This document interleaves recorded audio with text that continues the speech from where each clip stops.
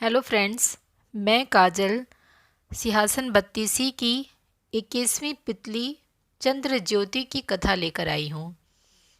एक बार विक्रमादित्य एक यज्ञ करने की तैयारी कर रहे थे।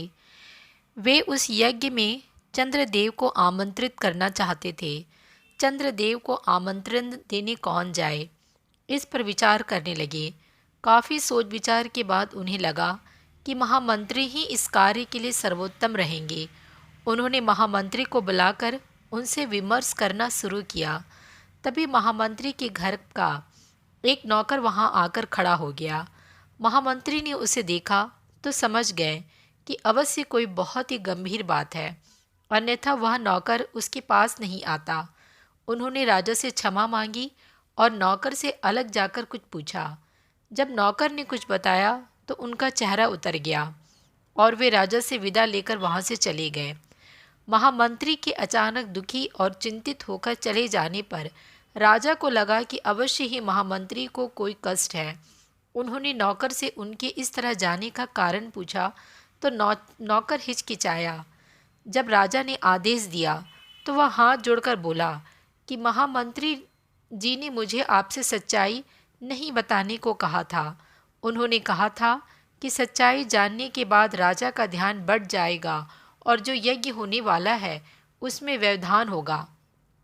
राजा ने कहा कि महामंत्री उनके बड़े ही स्वामी भक्त सेवक है और उनका भी कर्तव्य है कि उनके कष्ट का हर संभव निवारण करे। तब नौकर ने बताया कि महामंत्री जी की एकमात्र पुत्री बहुत लंबे समय से बीमार है। उन्होंने उसकी बीमारी एक से बढ़कर एक वैद्य को दिखाई, पर कोई भी चिकित्सक कारगर नहीं साबित हुई।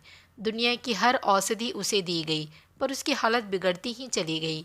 अब उसकी हालत इतनी खराब हो चुकी है कि वह हिलडुल नहीं सकती और मरना सन्न हो गई है। विक्रमादित्य ने जब यह सुना तो व्याकुल हो गए। उन्होंने राजवैद्य को बुलवाया और जानना चाहा कि उसने महामंत्री की पुत्री की चिकित्सा की है या नहीं। राजवैद्य ने कहा कि उसकी चिकित्सा केवल क्वांग बूटी से की जा सकती है। दुनिया की अन्य कोई औषधि कारगर नहीं हो सकती। क्वांग बूटी एक बहुत ही दुर्लभ औषधि है जिसे ढूंढ कर लाने में कई महीने लग जाएंगे।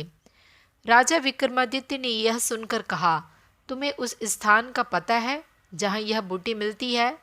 राजवैद्य ने बताया कि वह बूटी नील रत्नगिरी की घाटियों में पाई जाती है, लेकिन उस तक पहुँचना बहुत ही कठिन है।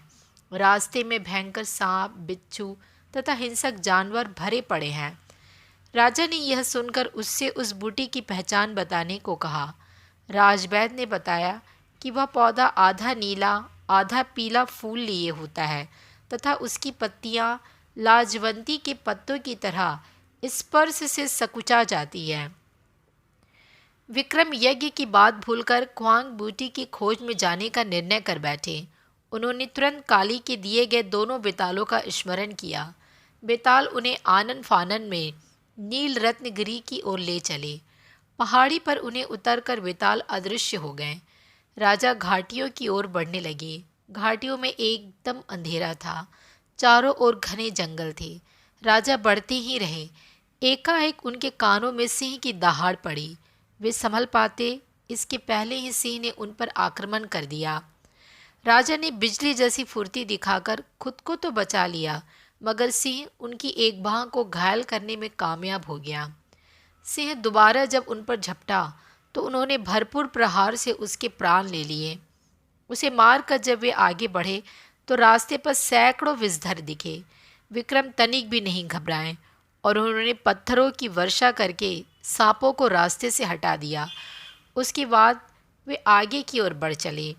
रास्ते में एक जगह उन्हें लगा कि वे हवा में तैर रहे हैं। ध्यान से देखने पर उन्हें एक दैत्यकार अजगर दिखा।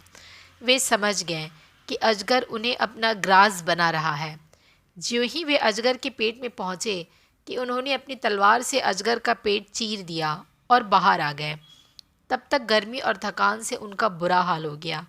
अंधेरा भी घिराया था। उन्होंने एक वृक्ष पर चढ़कर विश्राम किया। ज्यों ही सुबह हुई वे ख्वांग बूटी की खोज में इधर उधर घूमने लगे। उसकी खोज में इधर उधर भटकने न जाने कब शाम हो गई। और अंधेरा छा गया।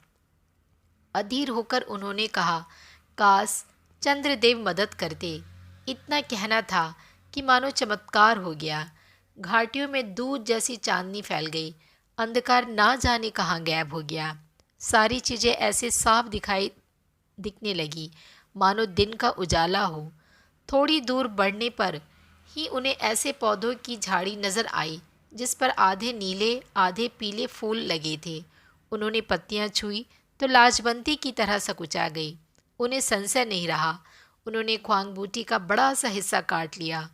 वे बूटी लेकर चलने ही वाले थे कि दिन जैसा उजाला हुआ और चंद्रदेव सशरीर उनके सम्मुख आ खड़े हुए। विक्रम ने बड़ी श्रद्धा से उनको प्रणाम किया।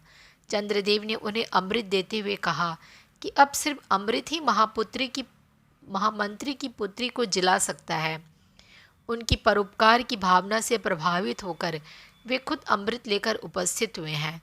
उन्होंने जाते जाते विक्रम को समझाया कि उनके सशरीर यज्ञ में उपस्थित होने से विश्व के अन्य भागों में अंधकार फैल जाएगा, इसलिए वे उनसे अपने यज्ञ में उपस्थित होने की प्रार्थना नहीं करें। उन्होंने विक्रम को यज्ञ अच्छी तरह संपन्न करने का आदेश दिया और अंतर्धान हो गए। विक्रम ख्वांग बूटी और अमृत लेकर उज्जैन आए। उन्होंने अमृत की बूंदें टपकाकर महामंत्री की बेटी को जीवित किया तथा ख्वांग बूटी जनहित के लिए रख लिया। चारों ओर उनकी जय जयकार होने लगी। तो दोस्तों, मिलती हूँ मैं अपनी अगली कहानी में।